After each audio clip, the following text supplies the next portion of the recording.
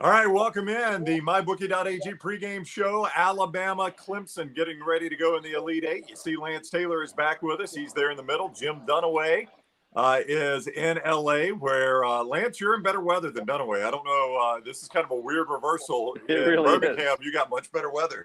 Yeah, hard to believe. You know, the day I moved out to LA was February 1st. I left Birmingham in a freeze in 1996, and I got to LA and it was 88 degrees in February. and now I'm sitting here. I mean, this is LA weather. I mean, end of March, it's 75 degrees in Birmingham. It's beautiful. There's a ton of people out, ton of Alabama gear. I don't know if that's I guess that's normal, but it really stands out today because of this game. Yep. Yeah. Meanwhile, here, Brownie, it's what is the beginning of what they call a pineapple express, but I didn't know what that was, where there's basically a stream of moisture that's going to come in from the Hawaiian Islands. High today, 58.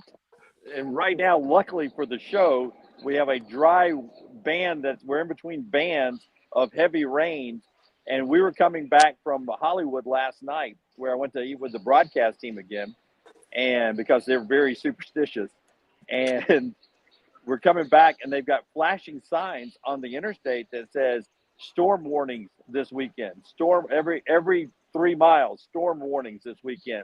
And I was thinking to myself, like, what kind of storms? And it's just rain. And LT, you know more about this, but apparently out here they don't get enough rain that when they're going to have at some point this morning they had 2 inches. They're going to have 5 more inches, and apparently that causes massive flooding or something.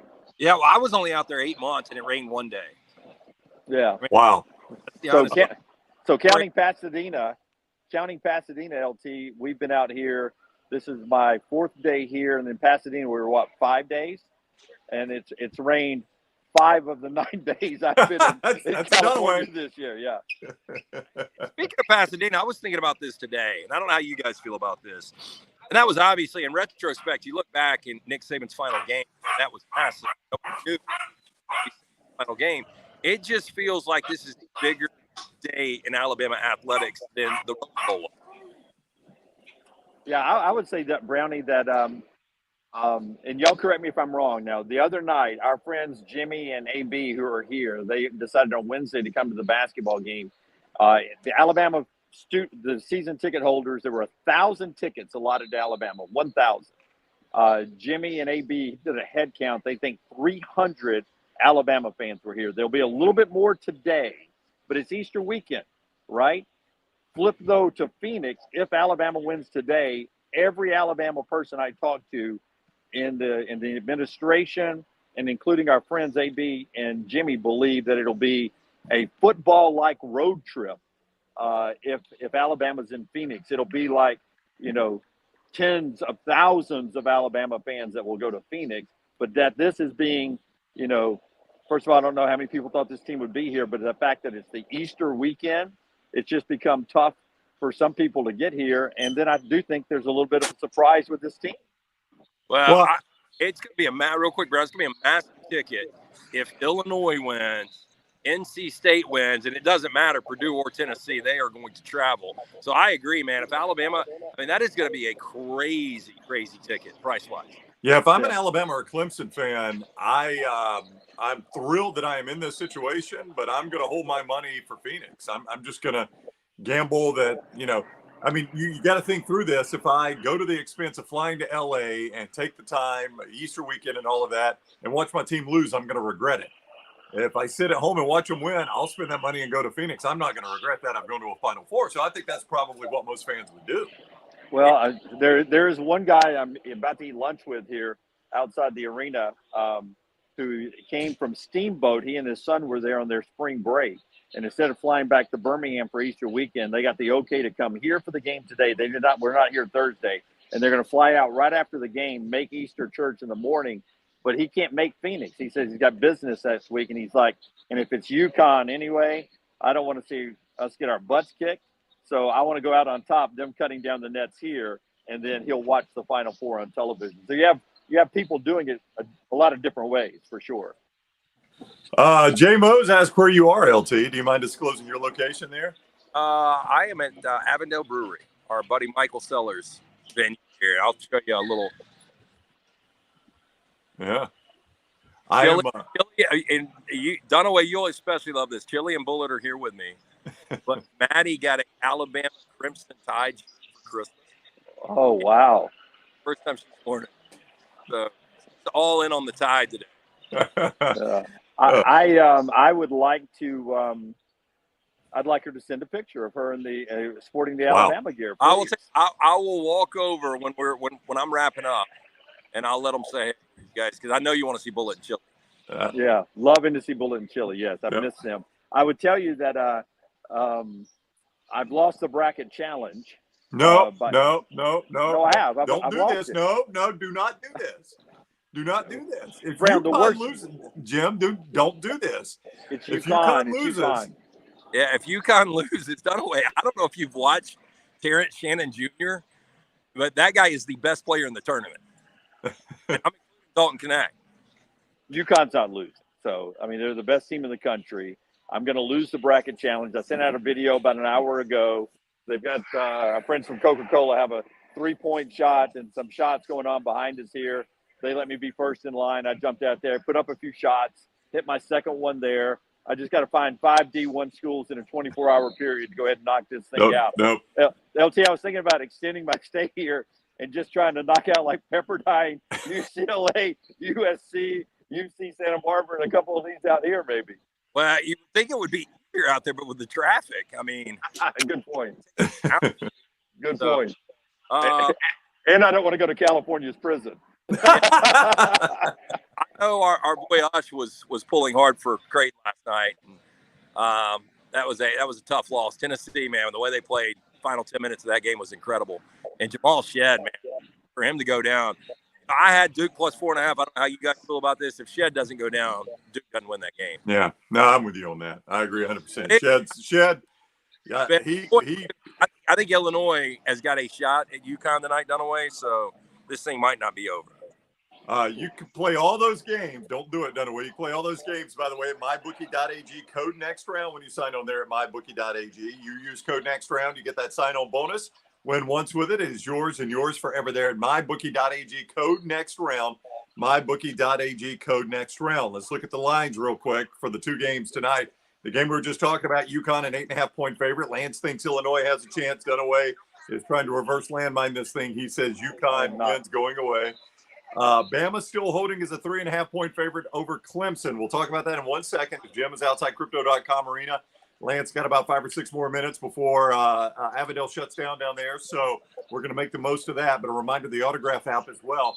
Download that. It's free. Enter your email. Choose your favorite teams. They curate all the information for you. Deliver it in one place there in the Autograph app. Please use code TNR. You can get the MyBookie QR code there, the Autograph QR code on the other side. Code TNR for Autograph. Now let's start with you, Lance. Bama 3.5. You've got that game up at lanceslog.com as well. So if people are inclined, they can join and see exactly what your thoughts are on who wins the game. But let's just ask it this way. If Alabama wins, they win it how?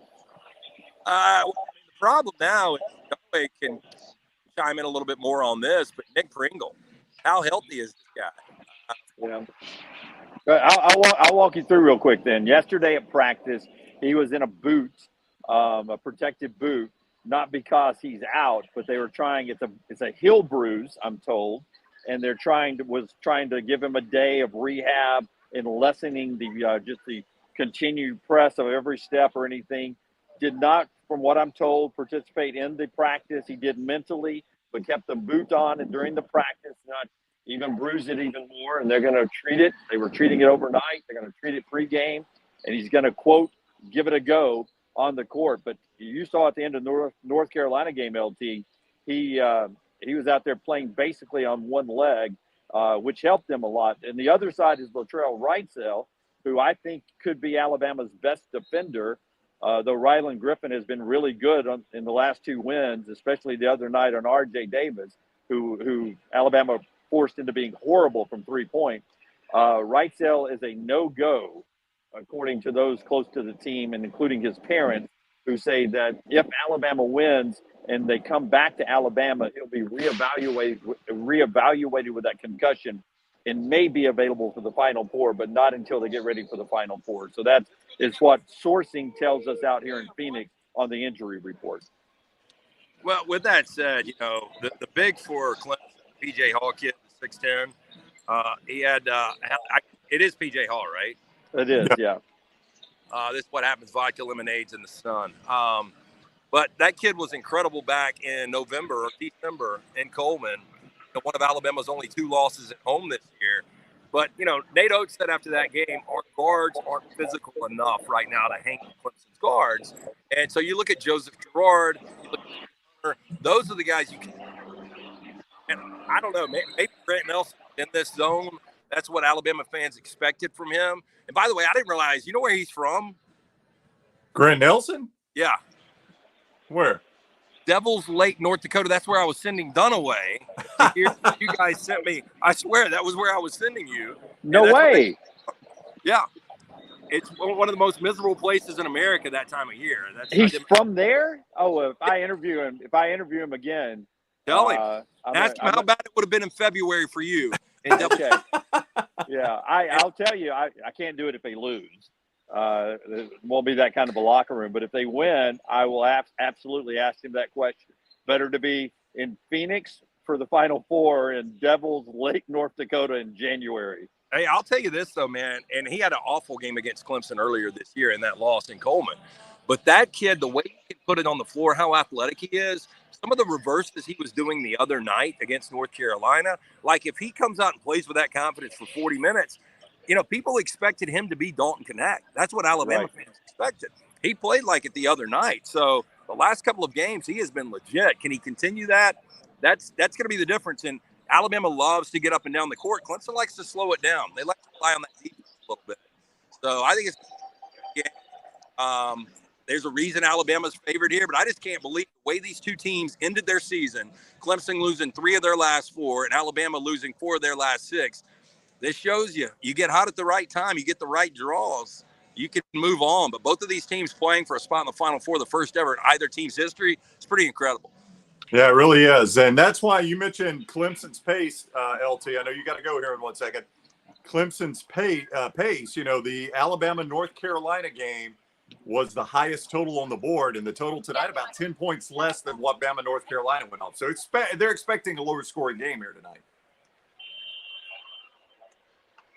So that we'll see if that plays out. All right, LT, I know you're going to bail out. We'll see you Monday. It's good to have you back. Yeah, good to be back with you guys. Enjoy the game. Maybe I'll jump on post game. All right, we'll try to see you there. Thank you, brother. All right. See you soon.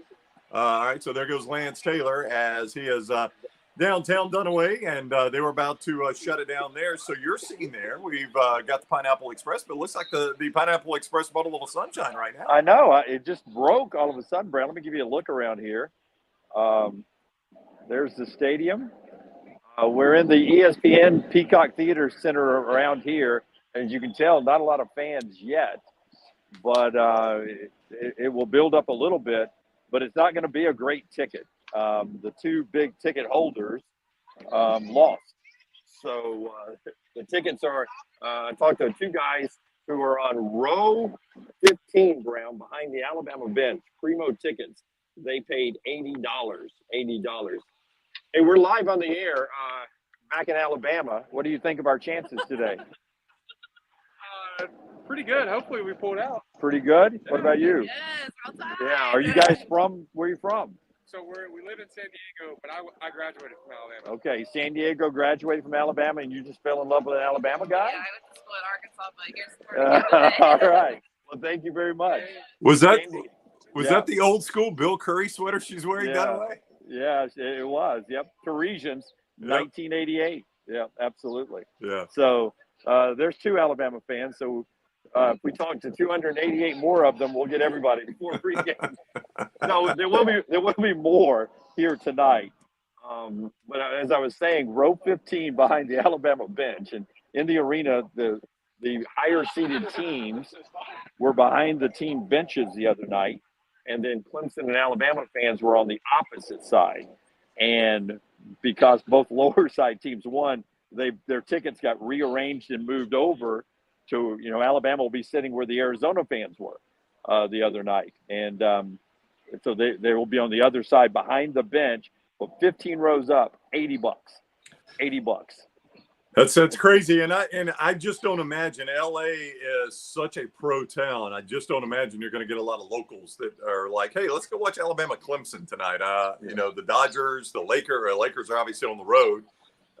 Just such a pro town. I just don't know that the pro. You know, if this game were in Omaha, Nebraska, or Charlotte, North Carolina, where there's a huge college basketball fandom, they might fill it up. But I don't know about right now. Yeah, and factor in that, you know, I don't know how they get so crazy about rain out here, but with the storm warnings, and it could get as much as 5 inches of rain before I fly out tomorrow, I would imagine a lot of people are staying in. Even the Uber drivers have been talking about the rain that's coming in, and I was like, it's just rain. Can I tell you one more before we get back to what we're doing here? Just one more thing about LA that I've learned here. I'm going to try to show it to you, and then I'll tell you a story about it. But can you see the graffiti that is on those buildings? Those three skyscrapers right here next to Staples? I really can't. How high up is it? You really can't? No. It goes all the way to the top. There is graffiti on the outside of it all. And they built this right across from crypto. And it was a Japanese investment firm, and they lost $3 billion in the investment. So they're bankrupt and it's out of business. And these people in town just started going up, and it's amazing that every floor has these amazing pieces of artwork on it. But the city is gonna, instead of trying to sell it, they're just gonna tear them down. They're gonna implode them and put something else there eventually. God, those are huge. Those huge buildings are just gonna implode them and give up. And right next to crypto, like if I'm the Lakers, I'm worried about them following right here on crypto. I mean, are we going to put up a net? What are we going to do? But how do you lose $3 billion? You know, it's insane. That is so bizarre. I keep glancing to my right. That's where one of my wall of TVs are in the room. TBS, and I did not know they were doing this. You had dinner with Chris last night. They just did a big piece on Chris Stewart. Oh, so it did air. It was supposed to air at halftime. So it aired pregame? Yeah. And with Ernie, Clark Kellogg, Jay Wright, Kenny, and Charles. Now they're talking about the game now, but a piece aired with Chris. So I'm gonna have to go back on my DVR and watch this. But it's chronicling Chris's battle. You know, where Chris almost died. We've talked about it with Chris on the show before. But Chris almost died with his brain issue. And, a lot of photos with him in the hospital, Nate Oates coming to visit him in the hospital. I did not know they were doing that. So I guess he talked about it at dinner, huh? Not only that, I've seen them, you know, I hate to break the third wall or whatever, but a lot of those shots were staged. And so I was around him a couple of times when they were staging those shots, like him, you know, at practice, the shoot around. He doesn't always go to shoot around and usually works on an iPad, but he was writing notes with paper. He said he had to pull up the paper. And then the other night after the win, they were shooting some stuff at the desk. And in passing, wanted a picture taken with him because they switched the floor over from Sweet 16 to Elite 8 on the baselines really quick. Right. I mean, really quick. When we were done with our post-game show, they had already switched it over. And passing says, hey, would you take a picture of Chris and I standing on the Elite 8? And get the Elite 8 in the shot. I said, absolutely. Well, CBS is shooting all this, right? And the camera guy goes, that's fantastic. Can we get one with just Chris? That's really good. They got me and Passing out of the way, and they had Chris stand on the Elite 8, just sort of doing a pose on top of the Elite 8. Yeah. So they've been shooting that, and he knew it was coming. But last night when we were at dinner, he was telling me it was likely going to be halftime of the first game if it aired, because they kept telling him if. And so I'm glad it aired. So it's an amazing story, and he's a wonderful dude. And we had a great time. You would have loved the restaurant again last night. They made me go with them, Brown, because I went with them before the Thursday game, and they won, so they're very superstitious. We went to a place called Dan Tana's last night. Yep, I've heard of it. Taylor Hicks was there as well. Yeah, I saw that photo. What was the connection? Was Taylor just in town? What happened? Taylor's in town for the basketball game, and or he was in town and decided to come to the basketball game. So he went to Dan Tana's. He goes there a lot. And this is for everyone who used to listen to us on radio and heard back in the day. Taylor describes Dan Tana's as Hollywood's Lavoie's. and I ate there, and it was exactly like Lavoie's back in the day. It was a good meal, and it was a good time. But one of the waiters who had been there forever and ever said that is where the Eagles used to come eat. It's literally right next to the Troubadour, the musical venue there in Hollywood, and the Eagles would come there a lot. And whichever guy wrote Lion Eyes, he wrote it while sitting in one of the booths there at Dantana's. So it was fantastic, and we had a very next round moment in my ordering. Chris Stewart went first and ordered the chicken parm, and then when it got around to me, I was like, "Oh, I'll take the chicken parm." And then passing goes, I hear great things about it, just your spaghetti and meatballs. So I'll take the spaghetti and meatballs. And I was like, and he went on to the other booster guy that was there and Stipe, and passing, I was like, I probably should have got spaghetti and meatballs. And he's like, I know the chicken parm I hear is good. And I was like, I don't really know what chicken parm tastes like. And he's like, you should get the spaghetti and meatballs. So I had to switch my order real quick. And he goes, was it? Oh, it was delicious. I cleaned the plate. He's like, do you always order this bad? Because you did the same thing the other night. And I said, 100%. 100%. I changed my order the other night, too. So good. MyBookie.ag bringing you the show. MyBookie.ag code next round. We're about to wrap things up so Dunaway can get inside and watch the UConn Illinois game on TV to see if he's got to shoot 3-pointers or I got to get handcuffed.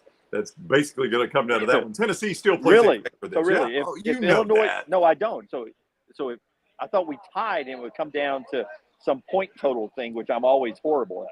Yeah, all right. I'll tell you what Lunsford said. MyBookie.ag code next round. MyBookie.ag code next round. Also download the Autograph app. If you will download that, enter your email, pick your favorite teams. It just curates all the information that's out there in one spot. Tom Brady is behind this code TNR when you download it. It helps us a ton. If you will please go with code TNR when you download it. All right. So Luntz has been keeping up with this.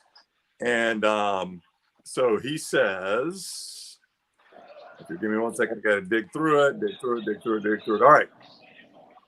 So Creighton lost and Houston lost, which hurt us both, right?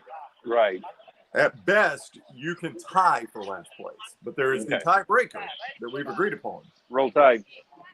If UConn beats Illinois, you're officially last. So UConn wins. There's nothing that can happen to keep you out of last place. And how's that not going to happen? If UConn loses to Illinois and Tennessee beats Purdue, so you need an Illinois-Tennessee daily double. It's going to be tough to come by, but that's what you need. Hey, man. Tied, and it comes down to the tiebreaker. Who we got? We're live on the air. The guy that leads the Crimson Chaos right here. Yes, sir. You guys made it out. Absolutely. Were you here the other night? Yes, sir. I've been able to go to this will be my 4th game of the trip. Tell everybody your name again. Jacob Pickle. Jacob's back with us. Who's this? Alex. Alex, we're live on the air back in Alabama now. That's Ryan Brown there. That's awesome. How you feeling about the game? I feel good. I think this is, you got the revenge aspect, obviously, with Clemson. It's a good matchup. I think you look at the game where Clemson beat Alabama. It's like, they played well, obviously, but Alabama wasn't who Alabama is today, and certainly not in this tournament. So I think you're set up well, and should be a good night. All right. Go cheer them on, man. Glad to sir. see some more Bama fans out here. See you guys. Yep. Well, there you go. Hey, All right. more Alabama there's fans. more. Here we go. All right. Hey, here we go. You've undersold this, Dunaway. You made it sound like they're basically playing in a 1A gym. I mean, this is going to be more than you sold. We've only talked to 6. We still have a long way to go to get to 300. We do. We'll have family and friends that will show up soon too. That'll help a little bit. That'll get to like 150. All right, Alabama's a 3.5-point favorite. Let's finish the show the way you started with Lance. Injury-wise, not great for Alabama. You know Davin Cosby's out, which hurts because Latrell Reitzel is also out. Nick Pringle going to give it a go. Somebody earlier in the chat said it's going to be Nick Pringle's bloody sock game, right? So, oh my God, I'd love it. I thought, with the minutes he played the other night, correct me if I'm wrong, but when he went back out there in a leg and a half, those were big minutes. Those were big minutes. Massive. He played some big minutes and had the respect of his teammates there for all the doghouse he's been in. They raved about him. Grant Nelson raved about him. Mark Sears raved about him. Nate Oates raved about him. So, Nick Pringle in his postgame, even if you've missed it, or maybe you've seen it, go back and watch it again before the game starts. It'll tell you all you need to know about the locker room right now, which I've asked a couple of times, Roundy. I said, were you guys fractured at one point? Because remember on the show we talked that this team is all of a sudden they don't even look like they're having fun playing with each other, and nobody will tell me it was ever fractured. The closest I've gotten is Jaron Stevenson, who told me it just took a while to get where it is now.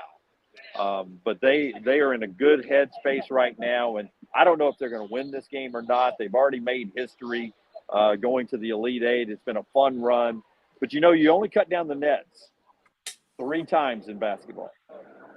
Tournament championship, where you get the automatic bid. Final Four if you win the national championship. But also remember, if they win here tonight, they'll take home the Crypto.com Arena nets with them. They'll cut down the nets tonight to punch a ticket to the Final Four. So it's that big of a day for Alabama sports history. And, I've said this a couple of times since the win the other night.